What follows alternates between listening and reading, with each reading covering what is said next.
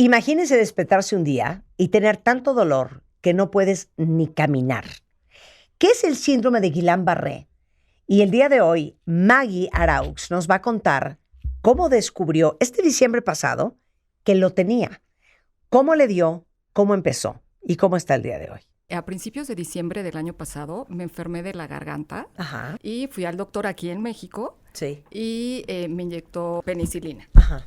Pasaron 10 días, desperté a las 6 de la mañana con un dolor fuertísimo, en la parte baja de la espalda y los muslos. Fue un dolor súper intenso a tal grado que me tuve que ir al hospital. Empezaron ya a hacerme tomografías, me tomaron sangre, me tomaron radiografías del tórax. Ajá. Y los doctores pues no me dieron realmente con un diagnóstico y ellos cuando me dijeron fue pues posiblemente puede ser una artritis y entonces pues vete a ver al doctor. Es que el no me dieron, dan ganas de llorar. Ahorita vamos a hablar con el neurólogo, con Gilberto. Exacto. Al día siguiente desperté, seguía con el dolor muy intenso. Yo ya el jueves empecé a caminar como de lado. El doctor se sorprendió, me vio y me dijo, ¿sabes qué? Me urge, o sea, en este momento que vayas a descartar que no tengas el Guillain-Barré y que te hagas una resonancia magnética en este momento. Time. El doctor Gilberto Ángel Maldonado es médico internista, neurólogo, neurofisiólogo del Hospital ABC y miembro de la American Academy de Neuromuscular and Electrodiagnostic Medicine. ¿Cómo te das cuenta que no es un dolor de espalda, que no es un tema ortopédico o que no es otro tema y que es Guillain-Barré? O sea, ¿cuáles son los síntomas? Pues es esta enfermedad autoinmune que ataca los nervios. La forma más común ataca los nervios motores, ¿no? Y entonces lo que genera es debilidad progresiva.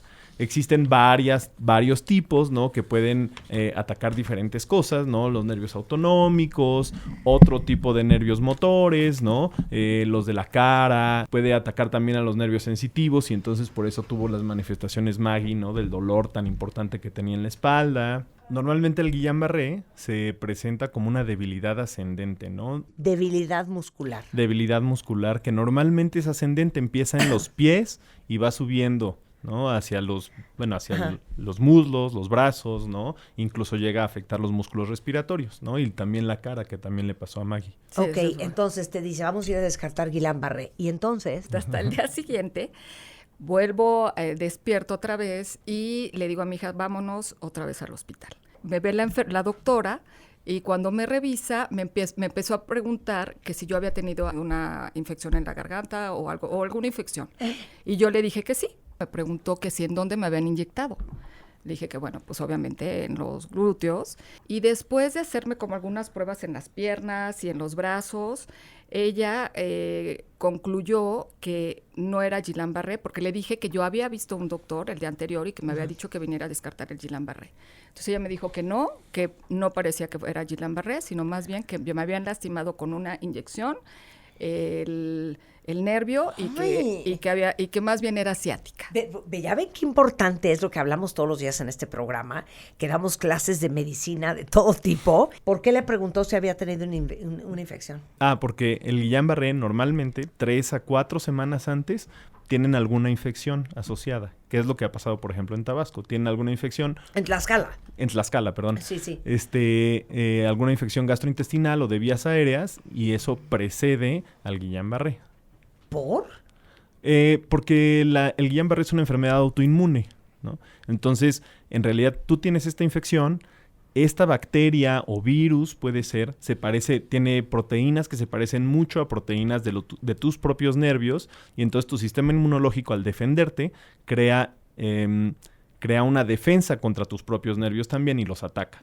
Entonces, por eso, normalmente precede este tipo de infecciones. O sea, entonces lo desata una infección. Lo desata una infección normalmente. No siempre tiene que ser una infección, pero lo más normal es que sí. Entonces te dice, no creo que sea Guillain-Barré. ¿Y después qué pasa? Está la cena de Navidad con mi familia y a la mitad de la cena les digo, me van a disculpar, pero me tengo que parar, ¿no? O sea, no aguantaba el dolor seguía siendo muy intenso, muy fuerte. Fui a ver al doctor, un ortopedista especialista en columna. Ajá. Y cuando me vio, obviamente me vio la resonancia, dijo, esto no tiene nada que ver con todo lo que te han dicho, esto más bien es neurológico y tienes que buscar un neurólogo urgentemente. Yo ya no me podía mover de la cintura para abajo. ¿No estabas muerta de susto? Pues era tal la ignorancia, Sí, ¿no? claro. De que no sabes qué te está pasando y yo seguía pensando que era un dolor de la espalda. Y entonces en la búsqueda del neurólogo acabas con Gilberto. Sí, Apareces tú, Gilberto. Y llegas y ¿qué? Cuando la reviso, pues salta a la atención muchísimas cosas, A ver, ¿no? dame la lista. Pues número 1, o sea, esta historia del dolor, ¿no? Número 2, tenía 0 reflejos, ¿no? O sea, cuando la reviso, le checo los reflejos y los reflejos no tienen nada. Cuando la reviso también tiene mucha debilidad, no puede mover las piernas, no se puede sostener, ¿no? Como Eso un no trapo. tenía, el dolor, la debilidad, la falta de reflejos, pues se sospecha altamente Guillain-Barré. Esto es 28 de diciembre. sí, cuando ¿Tú no ingresé al puedes hospital. caminar? No. ¿En qué momento pasa lo de la cara? Lo de la cara, bueno, ya estaba empezando ese día a sentir a sentir la boca como hinchada, pero realmente empezó como Unos días después. Tenías algunos síntomas sensitivos, ¿no? Y después de esos días, ¿no? De un par de días, ya se le notaba la parálisis facial a Maggie. Y cada vez hay más casos de esto en estos últimos meses. ¿Qué está pasando, Gilberto? Ha habido un brote de una enfermedad infecciosa gastrointestinal, ¿no? Y como les comentaba, pues el sistema inmunológico genera anticuerpos para tratar de defenderte contra estas bacterias y entonces estas atacan también a tus nervios porque se parecen mucho las proteínas de estas bacterias a las proteínas de tus nervios. Ahora, ¿el pollo qué tiene que ver en todo esto? Porque en Tlaxcala cerraron 30 pollerías. El antecedente más frecuente es de infecciones gastrointestinales, en particular de una bacteria que se llama Campylobacter jejuni. Ese es la bacteria que más frecuentemente se encuentra asociada al Guillain-Barré.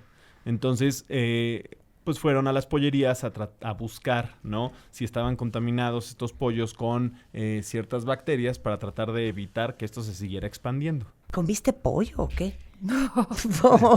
¿O No, qué? en el caso de Maggie fue respiratorio, o sea, hay varios respiratorio. antecedentes, ¿no? El más frecuente es una infección gastrointestinal y la bacteria más frecuente es Campylobacter jejuni, pero también puede haber virus respiratorios, también puede ser, por ejemplo, por embarazo, también puede ser por cirugías. Pero a ver, Gilberto, ¿por qué le dio a Maggie? O sea, todo nos ha dado una infección en la garganta.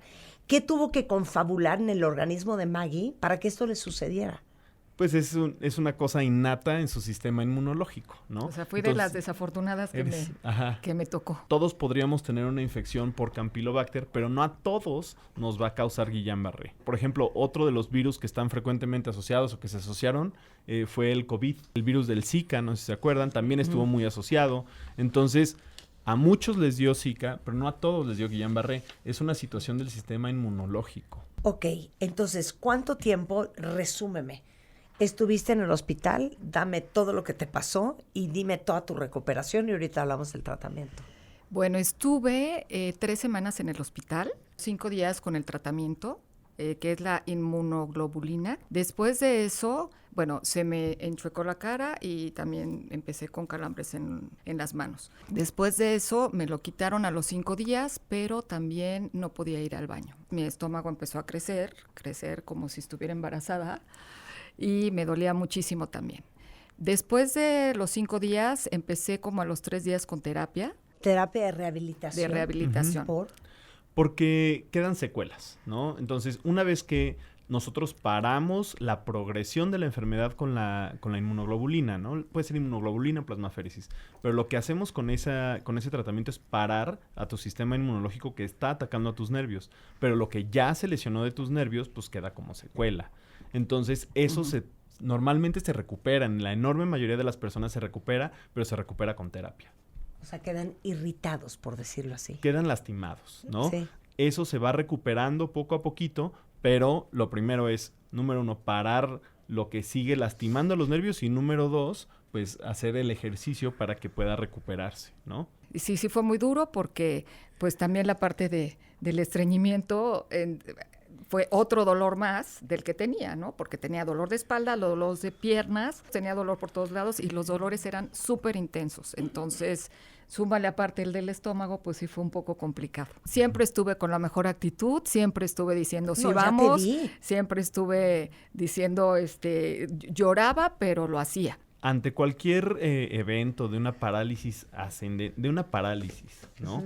Tienen que acudir con el neurólogo. una enfermedad que se puede parecer mucho es el Lyme, ¿no? Y que también da dolor. Claro. Y entonces había que picarla para ver si no tenía también esta enfermedad, ¿no? Entonces había como varias cosillas que había que ir como separando. Empezaste a medicarla antes de siquiera tener el diagnóstico seguro y certero después de los estudios. ¿Por qué es tan importante el tiempo entre que tienes los primeros síntomas y te diagnostican en Guillain-Barré? No hace falta esperar en todos los casos para hacer el diagnóstico o hacer la prueba confirmatoria o las pruebas confirmatorias Y empezar con el para empezar el tratamiento. Claro. Número uno, porque entre antes empieces mejor. Esa es la primera. Y Así la fue. segunda es que estas pruebas confirmatorias normalmente son positivas hasta después de la primera semana. Entonces, si una persona empieza hoy con una debilidad, ¿no? No nos vamos a esperar una semana a que se nos confirme y a que ya esté mucho más débil para darle tratamiento. Y Maggie, mil gracias por venirnos a contar tu historia. No, al contrario, gracias a ustedes.